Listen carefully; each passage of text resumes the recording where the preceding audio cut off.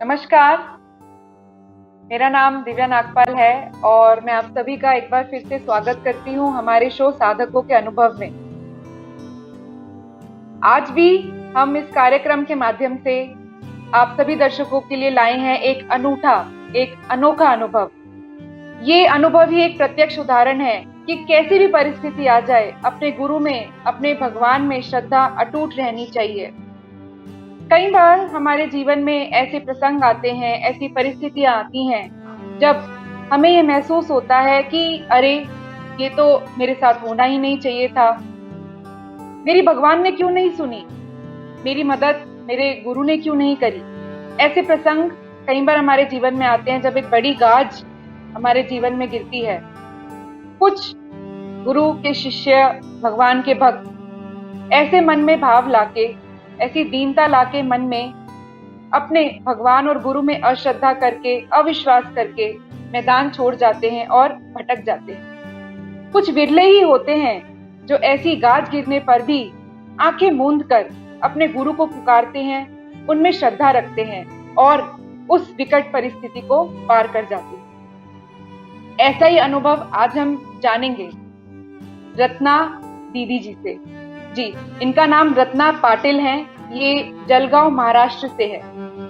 तो हम स्वागत करते हैं रत्ना दीदी का हमारे शो में, जिनके जीवन में भी ऐसी परिस्थिति आई थी, ऐसी घटना घटी थी। साधारणतः अगर किसी के जीवन में वैसी घटना आए तो शायद अपना सुध-बुध खो दे, पर रत्ना दीदी ने धैर्य रखा, गुरु में अटूट विश्वास रखा और वह उस परिस्थिति से पार हो गई। तो रत्ना दीदी से ही पूछेंगे उनका अनुभव। रत्ना दीदी, हम आपका शो में स्वागत करते हैं। हरिओम जी। हरिओम। तो आप सबसे पहले हमें ये बताएं रत्ना दीदी कि आप पूज्य गुरुदेव से कितने वर्षों से जुड़े हुए हैं?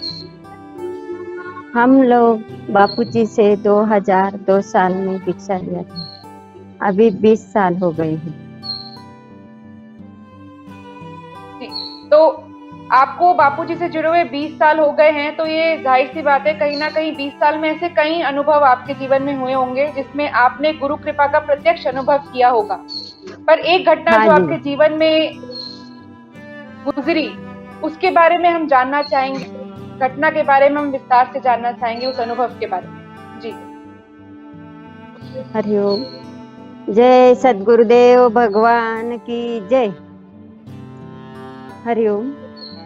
मैं आपको मेरा अनुभव बताना चाहती हूँ। मेरा बेटा 24 साल का था। हम लोग उसी जो पढ़ता था उसी शहर में शादी के लिए गए थे। तो शादी पूरा होने पर मेरे बेटे ने मुझे बस स्टैंड छोड़ दिया। छोड़ के वो जब वापस गया रोड पे, तो रोड पे ही उसका एक्सीडेंट हुआ। मुझे पता नहीं था कि मेरा ही बेटा है, मगर 2 बहनें बातें करते करते उधर से आई बस स्टैंड। वो बोलने लगी कि किसी बच्चे का एक्सीडेंट हुआ है। तो मुझे लगा शायद अपना बेटा ही गाड़ी पे गया है। तो अपना बेटा तो नहीं, मैं देखने के लिए चली गई। तो दूर से ही मैंने देखा तो वो मेरा ही बेटा था, तुषार। तो मैं उसे देखते ही बोल पड़ी कि ये तो राम में लीन हो गया। उसका तो शरीर रोड पर ही शांत हो गया था। मगर बापूजी ने मुझे इतनी शक्ति दी कि मैं उसे देखते ही बोल पड़ी कि ये तो राम में लीन हो गया। उस वक्त बापूजी ने मुझे इतनी शक्ति दी, तो मैं बापूजी के कितना ये करूँ मुझे समझ में ही नहीं आता। मैं तो शरीर से थी, मगर बापूजी तो मेरे से करवा रहे थे ये सब। मुझे उसे देखते ही लगा कि गुरुदेव तो सर्व समर्थ है, वो तो सब कुछ कर सकते हैं, मगर उसी का प्रारब्ध तर तीव्र होगा। उसी वजह से उसका ऐसा हुआ। जिस टाइम आपके साथ ये घटना घटी, तो उस टाइम आपके साथ कोई और भी था?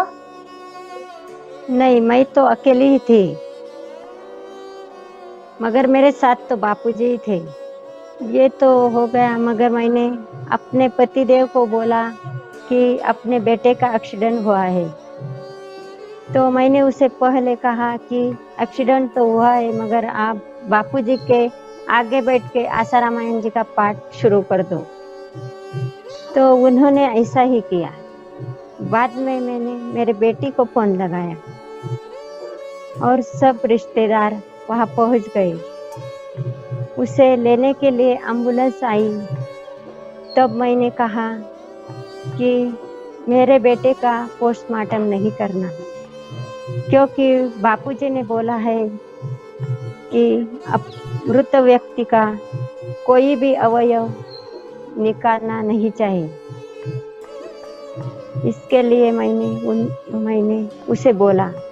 तो भाई बोले कि माताजी, हम तो पोस्टमार्टम नहीं करेंगे, मगर उसको प्रोसीजर के लिए अस्पताल तो ले जाना पड़ेगा।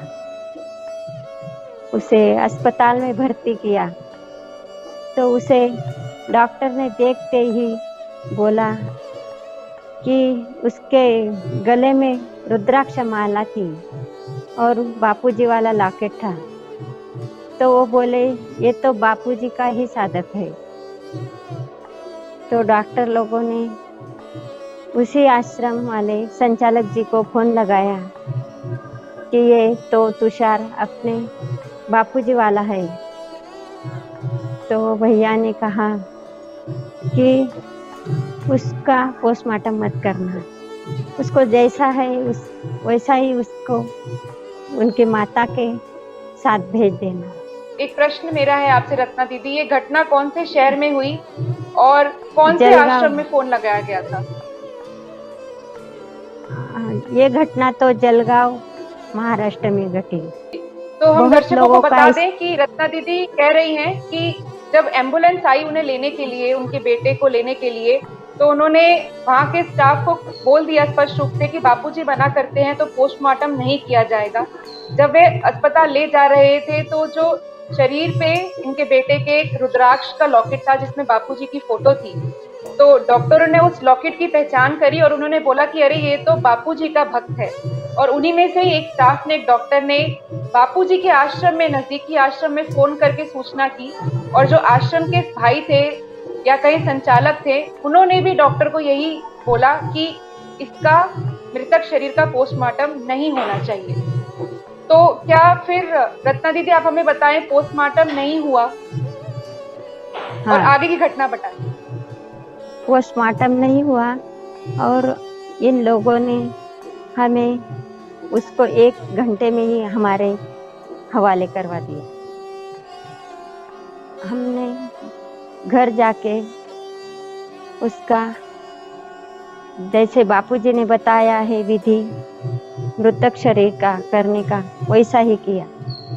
हमने तुलसी की लकड़ियाँ ली और उसके गले में रुद्राक्ष माला डाली। बापूजी वाला हार मिला था आश्रम से, वो हार उसके गले में दिया। और हम लोग बापूजी के साधक है, इसकी वजह से बापूजी ने हमें इतनी शक्ति दी कि सब होशो हवास में हम लोगों ने उसका अंत विधि किया। शायद निगुरे लोग होते तो ये नहीं कर सकते, मगर बापूजी ने हमें इतना ज्ञान दिया है कि हम लोग बेटे का शरीर शांत होने पर भी हम लोगों ने उसका आगे क्या अच्छा होने वाला है, इसके लिए सब कुछ बापूजी ने हमारे से करवा लिया। जी बिल्कुल, अगर कोई साधारण माँ होती शायद या माता पिता होते तो वे बिल्कुल भी इस घटना को झेल नहीं पाते, क्योंकि एक नवजवान बेटा जिसकी आयु लगभग 24 वर्ष की होगी, वो इस तरह से अचानक से उसका शरीर शांत हो जाता है एक्सीडेंट में। पर ये जैसे कि रत्ना दीदी ने हमें बताया कि ये गुरु का ज्ञान ही था, गुरु के दिए हुए संस्कार ही थे कि ऐसी परिस्थिति में भी इन्होंने धैर्य रखा और गुरु में विश्वास नहीं टूटा, इनका जो सबसे बड़ी बात है। और इन्होंने पूरी विधि से अपने पुत्र का, अपने नवजवान 24 वर्ष के पुत्र का अंतिम संस्कार किया। तो रत्ना दीदी, आपसे एक प्रश्न मैं पूछना चाहूंगी। जब ये घटना घटी तो आपके मन में इस प्रकार के विचार नहीं आए कि ये बापूजी ने क्यों किया मेरे साथ, मेरा ही बेटा क्यों, या मेरे साथ ही क्यों हुआ? क्योंकि ये एक स्वाभाविक विचार एक माँ के मन में आते हैं, तो इस प्रकार के विचार नहीं आए आपके मन में? ये तो बापूजी ने इतनी शक्ति दी कि उसे देखते ही मुझे लगा कि उसका प्रारब्ध ही होगा, तभी ऐसा हुआ। क्योंकि बापूजी ने हमें इतना सत्संग दिया है, इतना ज्ञान दिया है कि कैसा भी दुख आ जाए तो हम नहीं डर सकते, ऐसा ज्ञान हमें मिला है। इसकी वजह से हम लोगों ने ये सब करवाया।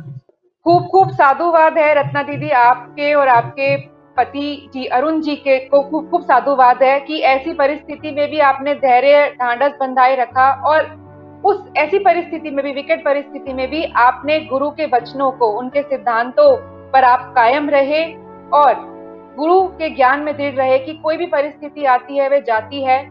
आपके पुत्र का प्रारब्ध ही था जो उस टाइम पे, उस समय में, उस घटना में ये कट गया। तो इस चर्चा को अभी हम जारी रखते हैं और एक और अनूठे अनुभव के बारे में हम जानेंगे रत्ना दीदी के जो हस्बैंड हैं, उनके पति हैं अरुण पाटिल जी से। उनका भी एक निजी अनुभव है जिसमें उन्होंने गुरु कृपा का, गुरु सानिध्य का प्रत्यक्ष अनुभव किया है। तो आइए अब हम स्वागत करते हैं अरुण पाटिल जी का हमारे शो में और जानते हैं उनके मुख से उनका अनुभव। नमस्कार अरुण जी, आपका हमारे शो साधकों के अनुभव में स्वागत है। तो सबसे पहला प्रश्न जो हम आपसे पूछना चाहेंगे अरुण जी, आप बापूजी से जुड़े हैं, आपको कितने वर्ष हो गए हैं बापूजी का सानिध्य प्राप्त करते हुए?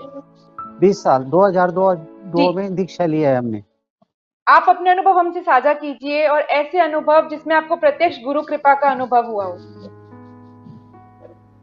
हाँ, अभी समझो मुझे 15 साल पहले हृदय विकार का झटका आया था, तो उसी में मुझे अस्पताल भर्ती कराया। तो डॉक्टर लोगों ने बोला एंजियोग्राफी करना पड़ेगा। फिर भी वो जलगांव महाराष्ट्र आश्रम के साधक भाई आए और उन्होंने बोला एंजियोग्राफी करने की कोई जरूरत नहीं है, और उन्होंने महामृत्युंजय मंत्र का वरदादा के सामने जप करके वो जल मुझे पिलाया। और फिर बाद में डॉक्टर लोगों को बोला कि अभी इनसे तुमको जो कुछ करना हो, एंजियोग्राफी करना है तो कर लीजिए। तो लेकिन एंजियोग्राफी फिर उन्होंने किया ही नहीं। फिर 7 दिन के बाद मुझे दवाई देकर घर रवाना किया, और उसी से मैं थोड़ा सा ठीक हुआ। और फिर नासिक आश्रम में जाके मैंने आयुर्वेदिक दवाई ली। वहाँ भी डॉक्टर, अपने आश्रम के जो डॉक्टर है, उन्होंने बताया कि कोई भी एंजियोग्राफी करने की जरूरत नहीं और डरने की भी जरूरत नहीं है। और वो दवा, आयुर्वेदिक दवा मैंने 3 साल तक खाई। फिर उसके बाद जी मैं तो एकदम हमारा एक स्वस्थ हो प्रश्न गया। है अरुण जी आपसे। हाँ जी बोलिए। हमारा एक प्रश्न है आपसे अरुण जी कि जब आपको हार्ट अटैक आया और आपको अस्पताल में भर्ती किया गया, तो आपको डॉक्टर ने एंजियोग्राफी करने के लिए बोला। तो जिस तरह से आपने हमें बताया कि आश्रम के, जलगांव के आश्रम के भाई आए, जब जलगांव के आश्रम के भाई आए और उन्होंने जब पूरी परिस्थिति जानी तो उन्होंने एंजियोग्राफी करने से मना किया, तो आपके मन में क्या भाव था? आप सर्जरी करवाना चाहते थे या नहीं करवाना चाहते थे? मैं तो होश में ही नहीं था और मैं तो बेहोश जैसा था। लेकिन मेरे धर्म पत्नी ने बताया कि हमारे जो साधक लोग जल लेके आए हैं, वरदादा का तीर्थ, वो पिलाएंगे और फिर बाद में हम देखेंगे क्या करना और क्या नहीं करना। और उसके बाद फिर मुझे दवा देकर उन्होंने घर पे रवाना कर दिया। तो फिर मैं 7 दिन के बाद फिर वो दवा लेने के बाद और डॉक्टर के पास गया और 15 दिन की दवा लेने के बाद और नासिक आश्रम में चला गया। वहाँ पे आयुर्वेदिक दवा लेकर मैंने कम से कम 2.5-3 साल तक खाया और उसी से मैं स्वस्थ हो गया। जी, तो पहले आप कुछ दिन तक तो अस्पताल में ही रहे, वहां पे आपका इलाज चला। उसके बाद जो संकल्प इलाज के दौरान ही आपको वो संकल्पित जल पिलाया गया जो आपको आश्रम के भाई ने पिलाया। उसके बाद फिर आपका कुछ दिन हॉस्पिटल में अस्पताल में आपका उपचार चला और उसके बाद आपने आयुर्वेदिक इलाज शुरू किया आश्रम से। हाँ जी जी, और जैसे कि आपने बताया हमें, मैं दर्शकों को बता दूं कि ऐसी हार्ट अटैक की प्रॉब्लम आ गई थी कि डॉक्टर ने सर्जरी रेकमेंड कर दी थी। उसके बाद भी गुरु में श्रद्धा दृढ़ थी, उनके बताए हुए मंत्रों में, प्रयोगों में श्रद्धा दृढ़ थी, जिसके कारण वो प्रयोग करने से ही और आयुर्वेदिक उपचार लेने से ही 2-3 साल में ही वे स्वस्थ हो गए। हाँ, और उसके और फिर 10 साल के बाद में भी मुझे वैसा ही हुआ जैसा पहले हुआ था। तो फिर औरंगाबाद मुझे मेरी लड़की रहती है, वहाँ पे लेके गए और वहाँ दवाखाने में भर्ती करके एंजियोग्राफी किया। तो भी मुझे वो एंजियोग्राफी में कुछ भी ब्लॉकेज नहीं निकला। तो डॉक्टर लोग हैरान हो गए कि पहले इस आदमी को 10 साल पहले भी ऐसा ही हुआ था, अभी भी वैसा ही हुआ। तो फिर ब्लॉकेज नहीं निकला तो वो भी दंग रह गए। वो बोले कि आप लोग अभी मिठाई बांटो, क्योंकि 10 साल होने के बाद भी ब्लॉकेज नहीं निकला। और उन्होंने फिर थोड़ी सी दवाई देकर मुझे घर पे रवाना कर दिया। उसी से मैं ठीक हो गया। और फिर भी हर महीने अपना हृदय शुदा दवाई लेता रहा, बीच बीच में 2-2 महीने 3-3 महीने तक। फिर मैं अभी एकदम स्वस्थ हूँ, मुझे अभी कोई भी प्रॉब्लम नहीं है। और अभी भी मैं दिवाली के पहले अहमदाबाद आश्रम में आया था। तो नीता दीदी ने मुझे वो जो डॉक्टर लोगों ने हमेशा गोली खाने को बताई थी, तो वो गोलियां भी बंद कर दी और हृदय शुदा और आंवला रस लेने को कहा। तो मैंने वो गोलियां भी खानी बंद कर दी और हृदय शुदा, आंवला रस और घृतकुमारी रस, ये तीनों एक साथ दवा लेता हूँ। बस अभी गोली भी कुछ भी नहीं लेता हूँ। बहुत बहुत साधुवाद है। और ये किसी चमत्कार से कम नहीं है कि एक तरफ डॉक्टर सर्जरी के लिए बोलता है और आयुर्वेद इलाज से, मंत्र की शक्ति से ये स्वस्थ हो जाते हैं।